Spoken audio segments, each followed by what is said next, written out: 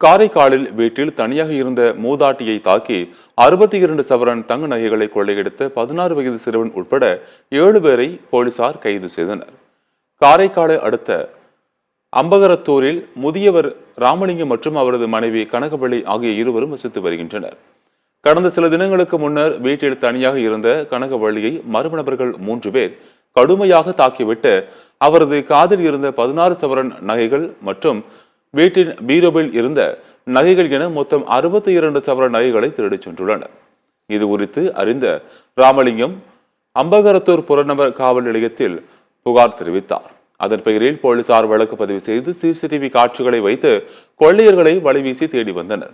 அப்போது கொள்ளை சம்பவத்தில் ஈடுபட்ட அம்பகரத்தூரைச் சேர்ந்த இளைஞர்கள் சாகுல், வெங்கடேஷ், விஜய், மயிலாடுதுறையைச் சேர்ந்த ராகுல், ஸ்ரீதர், புகழேந்தி மற்றும் 16 வயது சிறுவன் என மொத்தம் 7 பேரை போலீசார் கைது செய்தனர். இவர்களிடமிருந்து சுமார் 32 சவரன் தங்க நகைகள், 5 செல்போன்கள் ஆகியவற்றை பறிமுதல் செய்த காவலர்கள் மீதி நகைகளை தலைமறைவாகியுள்ள நபரை தேடி வருகின்றனர்.